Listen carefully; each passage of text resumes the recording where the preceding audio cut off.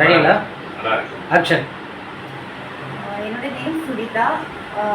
நான் வந்து ஐயப்பாக்கத்தில் ஸ்டே பண்ணியிருக்கேன். என்னோடய மொபைல் நம்பர் 7358277465. நான் ஒரு 8 மந்த்ஸாக இந்த லைனில் தான் இருக்கோம். ஒரு 5 மூவியில் பண்ணியிருக்கேன். கேஷ் ரோல் தான் பண்ணியிருக்கேன். சின்ன சின்ன ஆளோட சீன் எனி சீன். சரி, ஒரு கவுன்சில் கிட்ட பேசுகிறேன்.